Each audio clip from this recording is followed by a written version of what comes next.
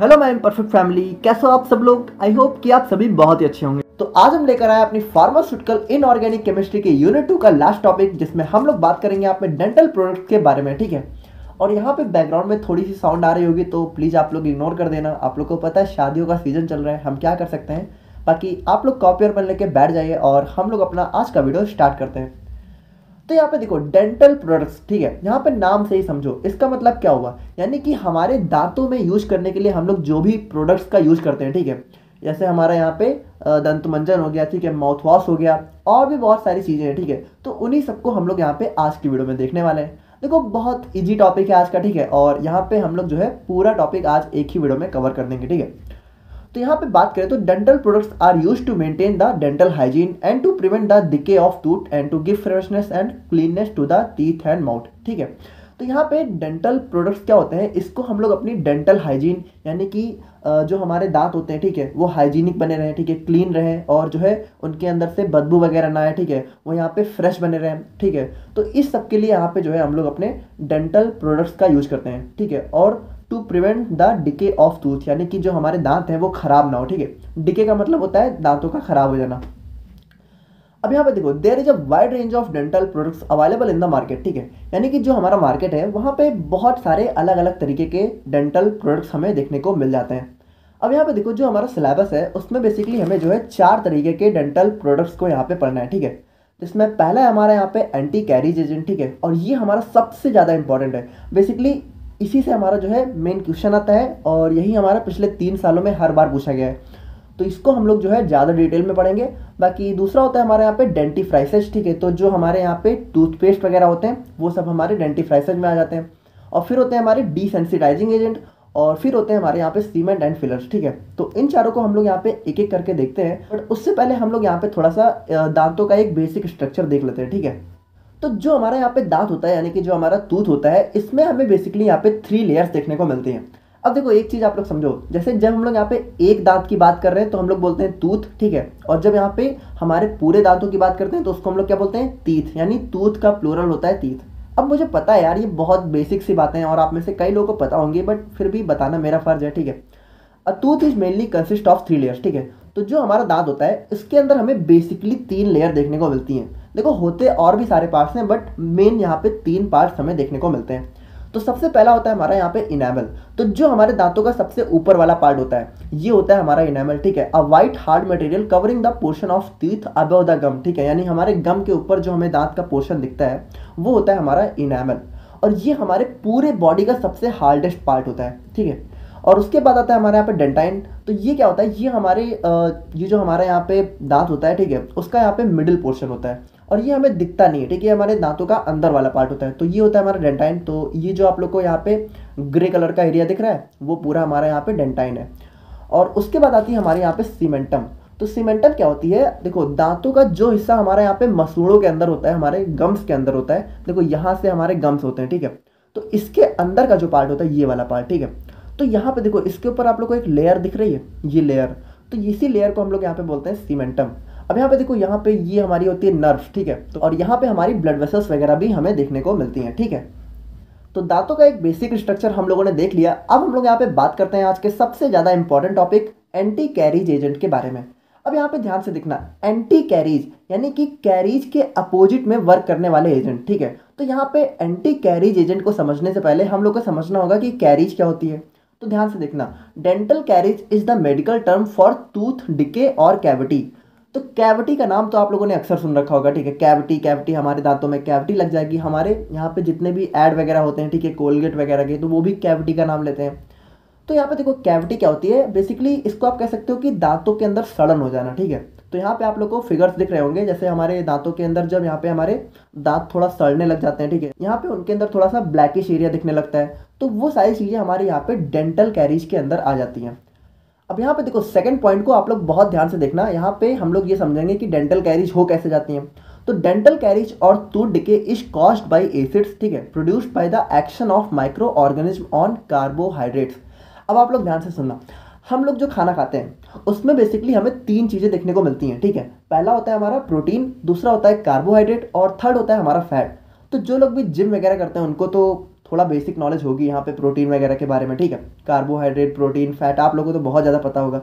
But यहाँ पे देखो, जिनको नहीं पता है, आप लोग समझो कि जो भी हम लोग खाना खाते हैं उसके अंदर 3 ही चीज़ें होती हैं, प्रोटीन, कार्बोहाइड्रेट और फैट, है ना। तो यहाँ पे देखो, जो हमारा कार्बोहाइड्रेट होता है, ठीक है, तो वो क्या होता है कि जब वो हमारे यहाँ पे दांतों में जाके चिपक जाता है, ठीक है, जैसे हम लोग ने कोई खाना खाया और वो हमारे दांतों में जाके चिपक गया, तो जो हमारे यहाँ पे दांत होते हैं, ठीक है, उनके पास यहाँ पे बैक्टीरिया और माइक्रो ऑर्गेनिज्म वगैरह देखने को मिल जाते हैं। अब वो यहाँ पे करते क्या है, जैसे कोई हम लोगों ने खाना खाया, वो हमारे दांतों में जाके चिपक गया, ठीक है, तो वहाँ पे उस खाने के अंदर जो कार्बोहाइड्रेट वाला पार्ट है, ठीक है, तो ये जो माइक्रो ऑर्गेनिज्म है ना, ये यहाँ पे उससे जो है रिएक्शन करके यहाँ पे क्या करते हैं, एसिड को प्रोड्यूस कर देते हैं, ठीक है। यहाँ पे बेसिकली हमारा लैक्टिक एसिड होता है। तो ये एसिड क्या करता है, ये हमारे दांतों को धीरे धीरे गलाना शुरू कर देता है, ठीक है, और उसी की वजह से मेनली हमें यहाँ पे डेंटल कैरीज की प्रॉब्लम देखने को मिल जाती है, ठीक है। अब यहाँ पे देखो, जो हमारी डेंटल कैरीज है, इसको यहाँ पे डीकैल्सिफिकेशन ऑफ टूथ के नाम से भी हम लोग जान सकते हैं, ठीक है। डीकैल्सिफिकेशन मतलब क्या है, कैल्सिफिकेशन का यहाँ पे जो है खत्म होना। तो देखो, हमारे दांतों का जो मेन पार्ट है वो यहाँ पे कैल्शियम से मिलकर बना होता है। तो जब हमारे दांत यहाँ पे गलना चालू हो जाएंगे, ठीक है, यहाँ पे सड़ना चालू हो जाएंगे, तो क्या होगा, हमारे दांतों से कैल्शियम कम होना चालू हो जाएगा। तो उसी को हम लोग यहाँ पे बोलते हैं डीकैल्सिफिकेशन, ठीक है, यानी कैल्शियम का कम हो जाना। अब यहाँ पे देखो, इस फ्लोचार्ट की मदद से आप लोग बहुत आसानी से समझ सकते हो, ठीक है। जैसे हमारे दांतों के पास जो बैक्टीरिया या फिर माइक्रो ऑर्गेनिज्म रहते हैं, वो क्या करते हैं, जो हमारे कार्बोहाइड्रेट्स होते हैं उनको यहाँ पे एसिड में कन्वर्ट कर देते हैं, और उसके बाद ये क्या करता है, हमारे टूथ के अंदर डीकैल्सिफिकेशन काज कर देता है, और उसकी वजह से क्या होता है, हमें डेंटल कैरीज या फिर कैविटी की प्रॉब्लम देखने को मिल जाती है, ठीक है। तो आई होप कि आप लोग यहाँ पे डेंटल कैरीज को समझ गए होंगे। अब यहाँ पे देखो, जो हमारी डेंटल कैरीज है उसको हम लोग यहाँ पे अपनी ओरल और डेंटल हाइजीन को मेंटेन करके दूर रख सकते हैं, ठीक है। देखो, जैसे यहाँ पे हमेशा बोला जाता है ना कि 2 टाइम हमें ब्रश करना चाहिए। वो क्यों बोला जाता है, जैसे रात में जब आप लोग खाना खाते हो तो क्या होता है, वो अक्सर हमारे दांतों में चिपक जाता है। तो खाना खाने के बाद हमें ब्रश करने को इसीलिए बोला जाता है, ठीक है, क्योंकि यहाँ पे क्या है ना कि जैसे वो दांत में जब खाना चिपका रहेगा तो रात भर में क्या होगा, वो हमारे दांतों में चिपका रहेगा, और उसकी वजह से क्या होगा, जो बैक्टीरिया और माइक्रो ऑर्गेनिज्म है उनको अच्छा खासा टाइम मिल जाएगा, ठीक है, और वो यहाँ पे जो है उनके साथ रिएक्शन करके एसिड वगैरह कॉज कर देंगे। तो इसीलिए बोला जाता है कि दिन में जो है मतलब डेली जो है 2 टाइम ब्रश करना चाहिए। ऑल्दो मैं भी नहीं कर पाता हूँ, क्या किया जा सकता है यार, ठीक है। तो यहाँ पे देखो, जो एंटी कैरीज एजेंट है वो हमारे क्या होते हैं, वो हमारे स्पेशली ऐसे केमिकल कंपाउंड होते हैं जो कि हमारी डेंटल कैरीज की प्रॉब्लम को जो है दूर करने के लिए यूज किए जाते हैं। अब देखो, एंटी कैरीज यानी कि डेंटल कैरीज के अपोजिट में काम करने वाला, ठीक है। अब यहाँ पे आप लोग देखना ध्यान से कि currently fluoride is the main anti carries agent which is used in the treatment of dental carries. यानी आज की डेट में जो हमारी डेंटल कैरीज की प्रॉब्लम है उसको दूर करने के लिए हम लोग यहाँ पे मेनली फ्लोराइड का यूज करते हैं, ठीक है। फ्लोराइड हमारा बहुत ज़्यादा इंपॉर्टेंट कंपोनेंट होता है, ठीक है, एंटी कैरीज एजेंट में। अब यहाँ पे देखो, एग्जाम में लगभग हर साल ये क्वेश्चन आता है, ठीक है, role of fluoride in the treatment of dental caries, ठीक है। तो यहाँ पे इस चीज़ को आप लोग बहुत ही ध्यान से देखना। तो यहाँ पे जैसे कि फ्लोराइड हमारा जो है most commonly used anti carries agent होता है, ठीक है। अब यहाँ पे देखो, जो हमारा यहाँ पे फ्लोराइड होता है वो हमारी बॉडी के अंदर भी नेचुरली देखने को मिलता है, ठीक है, और उसके बाद यहाँ पे जो है ये वैरायटी ऑफ फूड्स में भी जो है स्मॉल अमाउंट में हमें देखने को मिल जाता है। अब यहाँ पे देखो, जो हमारा यहाँ पे फ्लोराइड होता है, ठीक है, उसका जब हम लोग यहाँ पे सॉल्ट या फिर सोल्यूशन फॉर्म जो है इंटरनली लेते हैं, ठीक है, कैसे भी ले सकते हैं, खा के, पी के, ठीक है, तो जैसे उसका सोल्यूशन भी आता है, टैबलेट भी आती हैं। तो जैसे हम लोगों ने फ्लोराइड को अंदर लिया तो वो क्या होता है, एब्जॉर्ब हो जाता है, और उसके बाद जो है हमारी बोन और डेवलपिंग टीथ में ट्रांसपोर्ट हो जाता है, ठीक है, और जो बचा हुआ अमाउंट है, ठीक है, जो यहाँ पे नहीं यूज हुआ है, वो हमारी किडनी के थ्रू यहाँ पे बाहर निकाल दिया जाता है, ठीक है, यूरिन के थ्रू। अब यहाँ पे देखो, जो हमारा डिपॉजिटेड फ्लोराइड होता है वो क्या करता है, वो हमारे जो है टीथ की सरफेस पे जाके जो हमारे यहाँ पे एसिड है, ठीक है, जैसे जो माइक्रो ऑर्गेनिज्म है अगर उन्होंने यहाँ पे एसिड बना दिया है, ठीक है, तो उसके एक्शन को यहाँ पे जो है प्रिवेंट करने का काम करता है। जैसे कि फ्लोराइड है, ठीक है, उसको हम लोगों ने अंदर लिया तो वो क्या हुआ, हमारे यहाँ पे दांतों के पास जाके जमा हो गया, ठीक है, डिपॉजिट हो गया। तो उसने क्या किया, डिपॉजिट होने के बाद वहाँ पे उसने जो है यहाँ पे जो है एसिड का जो एक्शन है उसको यहाँ पे प्रिवेंट कर दिया, यानी कि रोकने का काम कर दिया। और जब यहाँ पे एसिड अपना काम ही नहीं कर पाएगा, ठीक है, तो यहाँ पे क्या होगा, हमारी जो कैविटी की प्रॉब्लम है वो भी बच जाएगी, है ना। अब यहाँ पे देखो, एक चीज़ जो सबसे ज़्यादा इंपॉर्टेंट है कि जो हमारा फ्लोराइड है वो बहुत कम अमाउंट में ही लिया जाता है, ठीक है। जैसे कि अगर मान लो डेंटल कैरीज की प्रॉब्लम देखने को भी मिल रही है तो बहुत कम, ध्यान से देखना, 1 ppm, ppm मैंने आप लोग को बताया था पार्ट्स पर मिलियन, यानी 1 मिलियन में हमारा 1 पार्ट फ्लोराइड हो, ठीक है। इतना कम अमाउंट में हमें जो है फ्लोराइड लेना होता है, ठीक है, बहुत ज़्यादा इसको बिल्कुल भी नहीं लेना होता है। अगर हम लोगों ने यहाँ पे जो है 2 से 3 ppm भी ले लिया, ठीक है, तो यहाँ पे क्या होता है जो है हमें डेंटल फ्लोरोसिस की प्रॉब्लम को कॉज कर सकता है। अब डेंटल फ्लोरोसिस क्या होता है, जैसे कि दांतों पे आप लोगों ने कभी, मतलब आप लोग क्यों देखोगे, जैसे कुछ कुछ लोग के ऐसे हो जाते हैं ना, सफ़ेद सफ़ेद थोड़ा सा धब्बे टाइप के पड़ जाते हैं, जैसे आप लोग को यहाँ पे स्क्रीन पे दिख रहा होगा। अब देखो नॉर्मली देखो ये इतना बड़ी प्रॉब्लम नहीं है, लेकिन अगर ये सीवियर स्टेज में जाए, ठीक है, अगर इसका स्टेज 4 आ गया तो ये हमारे पूरे दांत को ख़त्म कर सकती है। तो यहाँ पे देखो फ्लोराइड जितना अच्छा है उतना ही बेकार भी है। अगर एक लिमिट में हो तो ठीक है, अगर लिमिट से ज़्यादा हो गया, ठीक है, तो बहुत ज़्यादा बेकार हो जाता है। देखो लिमिट से ज़्यादा तो कोई भी चीज़ अच्छी नहीं होती है, आप लोगों को पता ही है ना। अब यहाँ पे देखो यहाँ पे जो हमारा फ्लोराइड है उसको हम लोग यहाँ पे लेते कैसे हैं, ठीक है। तो यहाँ पे फ्लोराइड को हम लोग जो है 2 तरीके से ले सकते हैं, ठीक है, इंटरनली और टॉपिकली। तो इंटरनली का मतलब क्या है कि हम लोग अपनी बॉडी के अंदर लेंगे, ठीक है, यानी कि खा पी के, है ना। और टॉपिकली का मतलब क्या है कि जैसे जो हमारा दांत है उसके ऊपर हम लोग यहाँ पे हाथों से या फिर जो है सोल्यूशन अप्लाई करेंगे, ठीक है, अपने दांतों के ऊपर डायरेक्ट अप्लाई करना। तो ओरली की बात करें तो यहाँ पे इसको हम लोग यहाँ पे ड्रिंकिंग वाटर या फिर जूस के साथ भी ले सकते हैं 1 ppm पर डे के हिसाब से, ठीक है। और उसके बाद हमारी जो हमारा मार्केट है वहाँ पे सोडियम फ्लोराइड की टैबलेट भी देखने को मिलती हैं। अब देखो जो हमारा फ्लोराइड है इसको यहाँ पे डायरेक्टली तो लिया नहीं जाता है, इसको बेसिकली यहाँ पे सोडियम फ्लोराइड के फॉर्म में जो है हमें जो है मेनली दिया जाता है। तो सोडियम फ्लोराइड को हमें यहाँ पे अपने सिलेबस में पढ़ना है, तो उसको भी हम लोग अभी जो है आगे देख लेंगे, है ना। तो सोडियम फ्लोराइड जो टैबलेट है उसको भी हम लोग यहाँ पे 2.2 mg पर डे के हिसाब से ले सकते हैं। और बात करें यहाँ पे टॉपिकल एप्लीकेशन की, यानी कि अगर हम लोग जो है दांतों के ऊपर डायरेक्टली अप्लाई कर रहे हैं तो इसका यहाँ पे 2% सोल्यूशन जो है मार्केट में देखने को मिल जाता है। तो अब हम लोग यहाँ पे बात करते हैं अपने सोडियम फ्लोराइड के बारे में। अब देखो जैसे कि मान लो अगर एंटी कैरीज एजेंट आपसे पूछा गया तो आप लोग को पूरा लिख के आना है, ठीक है, हमारे पूरा डेंटल कैरीज को एक्सप्लेन करना है, फिर रोल ऑफ फ्लोराइड लिखना है और उसके बाद यहाँ पे सोडियम फ्लोराइड के बारे में भी लिखना है। और कभी कभी क्या है कि एग्जाम में डायरेक्ट आपसे सोडियम फ्लोराइड के बारे में पूछ लिया जाएगा, तो इसके बारे में हमें पढ़ना बहुत ज़रूरी हो जाता है, बहुत इंपॉर्टेंट क्वेश्चन है हमारा, ठीक है। देखो यहाँ पे डेंटल प्रोडक्ट्स में आप लोग और कुछ पढ़ो ना पढ़ो, पर ये वाला क्वेश्चन आप लोग जरूर पढ़ लेना, ठीक है, मैं बार बार बोल रहा हूँ। तो यहाँ पे जो हमारा सोडियम फ्लोराइड है इसका केमिकल फॉर्मूला होता है NaF, ठीक है, Na मतलब सोडियम, F मतलब फ्लोराइड। और मॉलिक्यूलर वेट की बात करें तो इसका होता है 41.99 ग्राम पर मोल। अब मेथड ऑफ प्रिपरेशन की बात करें तो इसको यहाँ पे देखो हम लोग बनाते कैसे हैं। It can be prepared bye neutralising hydrogen fluoride with sodium carbonate, यानी कि जो हमारे यहाँ पे HF यानी कि हाइड्रोजन फ्लोराइड होता है, ठीक है, उसको हम लोग यहाँ पे Na2CO3 यानी कि सोडियम कार्बोनेट के साथ जो है रिएक्ट करके अपने जो है 2NF यानी कि हमारा यह क्या होता है सोडियम फ्लोराइड को जो है फॉर्म कर सकते हैं, ठीक है। तो इस तरीके से भी हम लोग जो है सोडियम फ्लोराइड का यहाँ पे बना सकते हैं। और इसका यहाँ पे एक अल्टरनेटिव मेथड भी होता है, ठीक है, एक दूसरे तरीके से भी हम लोग बना सकते हैं, जैसे कि it can also be prepared by double decomposition of calcium fluoride with sodium carbonate where insoluble calcium carbonate can be removed by filtration, ठीक है। तो यहाँ पे देखो जो हमारा कैल्शियम फ्लोराइड होता है, ठीक है, जब हम लोग उसको यहाँ पे सोडियम कार्बोनेट के साथ रिएक्ट कराते हैं तो भी हमें जो है अपना सोडियम फ्लोराइड देखने को मिल जाता है।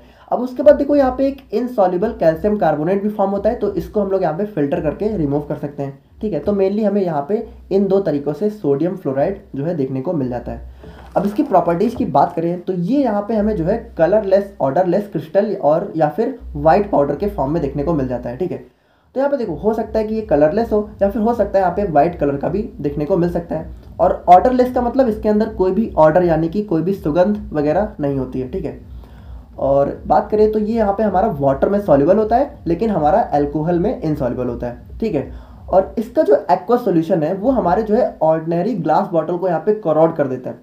अब यहाँ पे इसको आप लोग समझो, देखो करोड का मतलब ये भी नहीं होता है कि ग्लास को तोड़ देता है, लेकिन अगर जैसे हम लोग कोई नॉर्मल सा ग्लास है, ठीक है, और उसमें हम लोगों ने सोडियम फ्लोराइड का एक्वा सॉल्यूशन बना के रख दिया तो ग्लास ना थोड़ा सा कह सकते हो कि जैसे वो थोड़ा सा नष्ट हो जाता है, ठीक है, जैसे ग्लास खराब कर देता है पूरी तरीके से, है ना, तो हमारा सोल्यूशन भी खराब हो जाता है। तो इसके लिए यहाँ पे एक स्पेशल टाइप की डार्क पायरेक्स बॉटल आती है, ठीक है, तो उसमें हम लोग जो है इसको यहाँ पे स्टोर करने का या फिर रखने का काम करते हैं। अब यूजेज की बात करें तो यहाँ पे इसको हम लोग यहाँ पे मेनली तो डेंटल कैरीज में यूज करते हैं, है ना, हम लोगों ने उसी के अंदर हम लोग पढ़ रहे हैं। अब देखो उसके अलावा यहाँ पे इसको जो है इंसेक्टिसाइड के फॉर्म में भी यूज किया जाता है, ठीक है, यानी जो इंसेक्ट वगैरह होते हैं, ठीक है, तो उनको किल करने के लिए भी इसका यूज किया जाता है। और उसके बाद यहाँ पे जो है हमारी टूथपेस्ट यानी कि हमारे जो मंजन वगैरह होते हैं, ठीक है, उनको बनाने में भी इसका यूज किया जाता है। और स्टोरेज की बात करें तो इसको हम लोग यहाँ पे well closed air tight container में एक डार्क प्लेस में स्टोर करते हैं, ठीक है, यानी एक अंधेरी जगह इसको जो है रखा जाता है। तो आई होप कि आप लोग को यहाँ पे एंटी कैरीज और फ्लोराइड वाला टॉपिक समझ में आ गया होगा। और देखो यही हमारा सबसे ज़्यादा इंपॉर्टेंट है, बाकी हमारी कुछ और भी चीज़ें हैं तो हम लोग यहाँ पे देख लेते हैं, बट इतना ज़्यादा इंपॉर्टेंट नहीं है, वहाँ से क्वेश्चन जो है थोड़ा सा कम आते हैं, ठीक है। तो अब हम लोग यहाँ पे बात करते हैं डेंटिफ्राइसिस के बारे में। अब डेंटिफ्राइसिस क्या है? कुछ नहीं, वही यार जो हम लोग यहाँ पे मंजन वगैरह करते हैं, ठीक है, सुबह हम लोग जो यहाँ पे टूथपेस्ट वगैरह करते हैं, तो वही सारी चीज़ें हमारी डेंटिफ्राइसिस के अंदर आ जाती हैं, ठीक है। तो dentifrices are the products that are used for cleaning of teeth and adjacent gum, ठीक है। यानी हम लोग अपने दांतों को साफ करने के लिए जो भी चीज़ें यूज करते हैं उसी को हम लोग यहाँ पे डेंटिफ्राइसिस बोलते हैं। अब इसको हम लोग यहाँ पे फिंगर्स या फिर टूथब्रश के हेल्प से जो है यूज कर सकते हैं। तो फिंगर से तो आजकल कोई नहीं करता है, यहाँ पे टूथब्रश में ही लगा के हम लोग करते हैं, है ना। अब यहाँ पे देखो, यहाँ पे जो है जो हमारा डेंटिफ्राइसिस है वो हमें पेस्ट के फॉर्म में भी देखने को मिलता है और पाउडर्स के फॉर्म में भी देखने को मिलता है। अब देखो आजकल तो पेस्ट ही चल रहा है, लेकिन पुराने ज़माने में यहाँ पे जो है पाउडर के फॉर्म में भी हमें अपना जो है मंजन वगैरह देखने को मिलता था, ठीक है। आज भी आप लोग गाँव वगैरह में देखोगे तो कहीं कहीं आप लोग को देखने को मिल जाएगा, है ना। अब the cleaning action of dentifrices depends upon abrasive property and rubbing force. अब जैसे जो हमारा डेंटिफ्राइसिस है उसका जो क्लीनिंग एक्शन है, तो उसको हम लोग यहाँ पे जैसे अपना जो ब्रश है उसको किस तरीके से कितने फोर्स से अपने दांतों पे यूज़ कर रहे हैं, तो उस पर भी यहाँ पे डिपेंड करता है ना। जैसे ज़्यादा अच्छे से करेंगे तो ज़्यादा साफ होगा, और अगर हल्के से जल्दी से कर लिया तो आप समझ सकते हो। अब यहाँ पे बात करें हम लोग जो है प्रॉपर्टीज ऑफ डेंटिफ्राइसिस के बारे में, तो डेंटिफ्राइसिस क्या होते हैं? हमारे फिजिकल रिमूवल ऑफ प्लैक में यूज होते हैं, ठीक है। तो प्लैक क्या होता है? जैसे दांतों में कभी कभी आप लोगों ने देखा होगा हमारी जो है पीली कलर की एक परत जमा हो जाती है, ठीक है। अक्सर जो है लोगों में हो ही जाती है, ठीक है। आप लोग भी चेक कर लेना, आप लोग के दांतों में हो सकता है देखने को मिले। तो अगर हम लोग यहाँ पे अच्छे से ब्रश वगैरह करते हैं तो उसके यहाँ पर रिमूवल में भी जो है यूज होता है। अब देखो जो हमारा यहाँ पे एक गुड डेंटिफ्राइसिस होता है, ठीक है, यानी कि एक अच्छा यहाँ पे अगर कोई दंत मंजन है तो वो यहाँ पे हमारे दांतों से जो है स्टेन जरूर रिमूव करेगा, ठीक है, और हमारे माउथ को यहाँ पे फ्रेशनेस भी प्रोवाइड करेगा, ठीक है। तो ये सारी प्रॉपर्टी जो है एक डेंटिफ्राइसिस की होनी चाहिए। और ड्रॉबैक्स की बात करें तो यहाँ पे जो हमारा डेंटिफ्राइसिस है वो हमारे जो है दांतों के अंदर वाले एरिया को साफ नहीं कर पाता है, ठीक है। जैसे दांतों के ऊपर ऊपर तो ये काम कर देता है, लेकिन जो जैसे दांत के बीच की लेयर है, ठीक है, तो वहाँ तक यहाँ पे पहुँच नहीं पाता है। तो ये सारे कुछ हमारे ड्रॉबैक्स भी होते हैं। ड्रॉबैक्स का मतलब है कि इसके अंदर क्या चीज़ें खराब है ना। तो अब हम लोग यहाँ पे बात करते हैं कैल्शियम कार्बोनेट के बारे में। अब कैल्शियम कार्बोनेट क्या है? देखो ये हमारा टूथपेस्ट के अंदर का मेन इंग्रेडिएंट होता है, ठीक है। जैसे कि जो भी हमारे डेंटिफ्राइसिस होते हैं तो उसमें हमें जो है कैल्शियम कार्बोनेट जो है लगभग जरूर से देखने को मिलता है। अब इसका केमिकल फॉर्मूला की बात करें तो होता है CaCO3, ठीक है। मॉलिक्यूलर वेट की बात करें तो 100.09 ग्राम पर मोल, और साइनोनेम यानी कि इसके और नामों की बात करें तो प्रेसिपिटेटेड चॉक के नाम से भी हम लोग इसको जानते हैं। अब इसके मेथड ऑफ प्रिपरेशन की बात करें तो यहाँ पे जो हमारा कैल्शियम क्लोराइड होता है, ठीक है, जब हम लोग उसको यहाँ पे सोडियम कार्बोनेट के साथ जो है बॉईल करते हैं, ठीक है, तो हमें यहाँ पे जो है कैल्शियम कार्बोनेट के यहाँ पे प्रेसिपिटेट देखने को मिलते हैं। देखो आप लोग ध्यान से समझना, ठीक है। जैसे कि इन दोनों की रिएक्शन जब हम लोग कराते हैं तो क्या होता है कि हमारी जो रिएक्शन होती है उसमें प्रेसिपिटेट फॉर्म होता है। प्रेसिपिटेट हमारा आप कह सकते हो कि एक वाइट कलर का पाउडर होता है, ठीक है, जो हमारी रिएक्शन में फॉर्म होता है, और वही प्रेसिपिटेट हमारा जो है कैल्शियम कार्बोनेट होता है, ठीक है। अब प्रॉपर्टीज की बात करें तो जो हमारा कैल्शियम कार्बोनेट है वो यहाँ पे व्हाइट क्रिस्टलाइन पाउडर के फॉर्म में देखने को मिलता है, और ये यहाँ पे ऑर्डरलेस होता है, कोई ऑर्डर वगैरह नहीं होती है, और यहाँ पे टेस्टलेस होता है, कोई टेस्ट वगैरह भी नहीं होता है। और उसके बाद बात करें तो ध्यान से देखना, यहाँ पे जो हमारा कैल्शियम कार्बोनेट है ये ना तो वाटर में सॉल्युबल होता है ना तो अल्कोहल में। ये किस में सॉल्युबल होता है? डाइल्यूट HCl एंड HNO3, यानी कि जो हमारे डाइल्यूट एसिड्स वगैरह होते हैं उसके अंदर जो है हमें ये सॉल्युबल देखने को मिलता है। HCl क्या होता है? हाइड्रोक्लोरिक एसिड, है ना। और यूजेज की बात करें तो इसको हम लोग यहाँ पे डेंटिफ्राइसिस और पॉलिशिंग एजेंट के फॉर्म में यूज करते हैं। तो डेंटिफ्राइसिस के अंदर हम लोग इसको पढ़ रहे हैं। और पॉलिशिंग एजेंट क्या होते हैं? जो हमारे दांतों की चमक वगैरह बढ़ाते हैं, ठीक है। जैसे आप डेंटिस्ट के पास जाते हो तो उसके पास पॉलिशिंग एजेंट वगैरह होते हैं, तो उसमें भी कैल्शियम कार्बोनेट देखने को मिलता है। और उसके बाद ये भी हमारा इंसेक्टिसाइड की तरह भी यूज होता है, और एंटासिड की तरह भी हमारा कैल्शियम कार्बोनेट यूज होता है। अब एंटासिड क्या होता है? हमारे बॉडी में जब एसिडिटी वगैरह हो जाती है तो उसको रोकने के लिए हम जो कुछ सिरप पीते हैं तो उसके अंदर भी यहाँ पे कैल्शियम कार्बोनेट हमें देखने को मिलता है। तो एंटासिड को यहाँ पे हमें जो है अपनी आने वाली यूनिट्स में भी जो है डिटेल में पढ़ना है, ठीक है। और अब हम लोग यहाँ पे बात करते हैं डीसेंसिटाइजर्स के बारे में। अब देखो डीसेंसिटाइजर्स, आप लोग को पता है सेंसिटिविटी का नाम तो आप लोगों ने जरूर सुन रखा होगा। यहाँ पे टीवी में अक्सर आप लोगों ने सेंसोडाइन वगैरह का जो है ऐड देखा होगा। तो वहाँ पे क्या बताते हैं? हमारे दांतों के अंदर जो झंझनाहट होती है, ठीक है, तो हो सकता है आप लोगों ने ना फेस किया हो, लेकिन क्या होता है कि जैसे कुछ लोगों को क्या होता है कि वो लोग अगर बहुत ठंडा पानी पीते हैं या फिर कुछ बहुत गर्म पीते हैं तो उनके दांतों में बहुत सी झंझनाहट देखने को मिलती है, ठीक है। तो उनको बहुत तकलीफ होती है, ठीक है, उनके दांत एकदम दर्द वगैरह करने लगते हैं। तो उसी को हम लोग यहाँ पे बोलते हैं सेंसिटिविटी। तो उस डेंटल सेंसिटिविटी को रोकने के लिए जो एजेंट यूज करते हैं उसी को हम लोग यहाँ बोलते हैं डीसेंसिटाइजर्स, है ना, सेंसिटाइजिंग को यहाँ पे रोकने वाला। तो जो हमारे टीथ हैं वो यूजली यहाँ पे जो है हीट और कोल्ड को लेके सेंसिटिव होते हैं, ठीक है। लेकिन यहाँ पे ड्यूरिंग टूथ डिके, यानी कि अगर हमारे दांत जो है खराब होना शुरू हो गए, ठीक है, तो उस टाइम यहाँ पे जो हमारा सेंसिटिवनेस है, ठीक है, दांतों का, वो यहाँ पे बहुत ज़्यादा बढ़ जाता है, ठीक है। अगर टूथ डिके की प्रॉब्लम हो रही है तो यहाँ पे क्या होगा कि अगर फिर आप लोग जो है कुछ ठंडा या गर्म खाओगे तो बहुत तेज़ लगेगा, ठीक है, बहुत तेज़। तो यहाँ पे जो हमारे डीसेंसिटाइजिंग एजेंट है वो क्या करते हैं, वो यहाँ पे जो है हमारे जो सेंसिटिव टीथ है उसके अंदर जो है पेन को कम कर देते हैं। जैसे कि जब सेंसिटिविटी होती है, झंझनाहट होती है, तो दर्द होता है, पेन होता है। तो जो डीसेंसिटाइजिंग एजेंट है वो यहाँ पे क्या करते हैं, हमारे दांतों की जो है सेंसिटिविटी को भी कम करते हैं और पेन को भी यहाँ पे कम कर देते हैं। और ये यहाँ पे क्या करते हैं, they act as local anaesthetics, ठीक है। एनेस्थेटिक क्या होता है, एनेस्थेटिक आप लोग कह सकते हो कि सुन्न करने वाली दवा, ठीक है। अक्सर आप लोगों ने सुन रखा होगा, क्या होता है कि ये दर्द को ख़त्म कर देती है। तो ये हमारे जो डीसेंसिटाइजर हैं वो यहाँ पे लोकल एनेस्थेटिक की तरह यूज काम करते हैं ना। और बात करें हम लोग जो है जिंक क्लोराइड की, तो ये हमारे जो है एक मेन डीसेंसिटाइजिंग एजेंट होता है। तो इसका केमिकल फॉर्मूला होता है ZnCl2, मॉलिक्यूलर वेट होता है 136.28 ग्राम पर मोल। और प्रिपरेशन की बात करें तो इसको हम लोग यहाँ पे जो है ग्रैन्युलेटेड जिंक और HCl की रिएक्शन से जो है फॉर्म कर सकते हैं, ठीक है। Zn+2HCl is equal to ZnCl2, जो कि हमारा क्या होता है, जिंक क्लोराइड। और प्रॉपर्टीज की बात करें तो ये यहाँ पे जो है हमें व्हाइट क्रिस्टलाइन पाउडर के फॉर्म में देखने को मिलता है, ये भी ऑर्डरलेस होता है। और ये यहाँ पे देखो, ये यहाँ पे वाटर और अल्कोहल दोनों में सॉल्युबल होता है। और यूजेज की बात करें तो इसको हम लोग यहाँ पे डिसेंसिटाइजर्स की तरह यूज करते हैं और एंटीसेप्टिक की तरह भी इसको यूज करते हैं और डेंटल फिलिंग्स में भी हम लोग इसको यूज करते हैं। अब डेंटल फिलिंग्स क्या होती है, तो ये हमारा लास्ट टॉपिक है, इसको भी हम लोग डिस्कस कर लेते हैं। तो अब हम लोग यहाँ पे बात करते हैं आज की वीडियो के लास्ट टॉपिक के बारे में, जो कि है हमारा सीमेंट एंड फिलर्स। अब देखो क्या है कि जो हमारे ये सारे टॉपिक्स हैं इनको बहुत डिटेल में मैं इसलिए नहीं पढ़ा रहा हूँ क्योंकि एग्जाम में बहुत कम पूछा जाता है, ठीक है। और अगर पूछा भी जाता है तो 2-3 नंबर में, तो उस हिसाब से यहाँ पे हमारा जो कंटेंट है वो सफिशियंट है, ठीक है।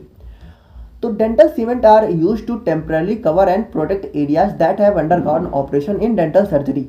तो यहाँ पे आप लोग ध्यान से सुनना, जैसे कि जब भी हम लोग यहाँ पे दांतों की सर्जरी या ऑपरेशन वगैरह कराते हैं, ठीक है, तो जैसे जो दांतों के आसपास का एरिया होता है, मसूड़े होते हैं, टिश्यू होते हैं, ठीक है, तो उसको यहाँ पे प्रोटेक्ट करने के लिए, ठीक है, हम लोग जो है कुछ टेम्परेरी फिलर का यूज करते हैं। तो उसी को हम लोग यहाँ पे बोलते हैं डेंटल सीमेंट। यानी देखो ये यहाँ पे परमानेंट नहीं होता है, ठीक है, यानी कुछ टाइम के लिए यहाँ पे लगाया जाता है और उसके बाद जैसे ही वो एरिया यहाँ पे सही हो जाता है, ठीक है, यहाँ पे काम हमारा पूरा हो जाता है, इसको दोबारा से यहाँ पे रिमूव कर दिया जाता है। लेकिन देखो कभी कभी ऐसा भी होता है कि जैसे हमारे दांतों का कुछ हिस्सा है, ठीक है, तो अगर वो एकदम मतलब ख़त्म हो चुका है, ठीक है, उसके अंदर कुछ हो ही नहीं सकता, तो वहाँ पे कुछ फिलर्स का परमानेंट यूज भी किया जाता है, ठीक है। लेकिन वो एक अलग केस है, बाकी नॉर्मली इसको हम लोग जो है टेम्परेरी यूज में लेते हैं, ठीक है।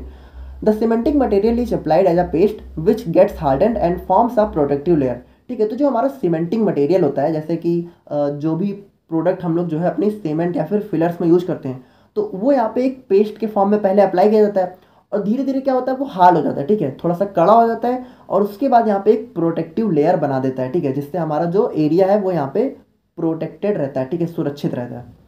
After healing of the area the cement can be remove by dentist, ठीक है। अब जैसे कि जो हमारा एरिया है जिसको हम लोगों ने यहाँ पे प्रोटेक्शन दिया था, जब वो यहाँ पे हील हो गया, ठीक है, जब वो यहाँ पे पूरी तरीके से सही हो गया, तो उसके बाद जो हमारी ये डेंटल सीमेंट है वो यहाँ पे डेंटिस्ट के द्वारा यहाँ पे रिमूव कर दी जाती है, यानी हमारा जो दांत है वो पहले जैसा हो जाता है। अब यहाँ पे देखो जो हमारा जिंक यूजेनॉल सीमेंट होता है, जिसको हम लोग यहाँ पे जिंक ऑक्साइड यूजेनॉल सीमेंट के नाम से भी जानते हैं, इसको हम लोग यहाँ पे मेनली सीमेंट एंड फिलर्स के अंदर यूज करते हैं, ठीक है। ये हमारी जो है डेंटिस्ट्री में लगभग 1890 से यूज किया जा रहा है, ठीक है। अब यहाँ पे इसको जो है सबसे बेस्ट सीमेंटिंग मटेरियल जो है कंसाइडर किया जाता है, ठीक है, क्योंकि इसकी कहना है कि इसकी स्ट्रेंथ जो है लो होती है। जैसे देखो हम लोग टेम्परेरी यूज में यूज कर रहे हैं, हमें परमानेंट तो चाहिए नहीं, तो हमें जो है थोड़ा सा लो स्ट्रेंथ वाला चाहिए ना, ज़्यादा भी स्ट्रेंथ ना हो, ठीक है, तो इसके लिए यहाँ पे ये बहुत ज़्यादा अच्छा होता है। और उसके बाद जो है हमारे जो और भी डेंटल सीमेंट्स होते हैं, तो उसमें सबसे लीस्ट इरिटेटिंग होता है, यानी कि ज़्यादा इरिटेशन वगैरह जो है कॉज नहीं करता है। अब इसके कंपोजिशन की बात करें तो इसके अंदर हमें जो है मेनली यूजेनॉल, ऑलिव ऑयल या फिर क्लोव ऑयल और जिंक ऑक्साइड जो है देखने को मिलता है।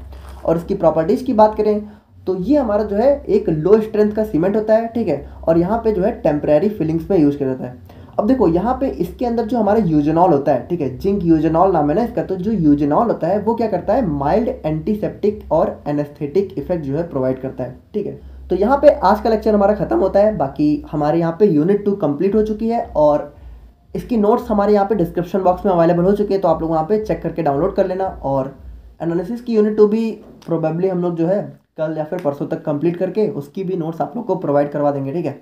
और बाकी अगर कोई डाउट है तो आप लोग कमेंट करके बताना, और मिलते हैं नेक्स्ट वीडियो में। Thank you so much.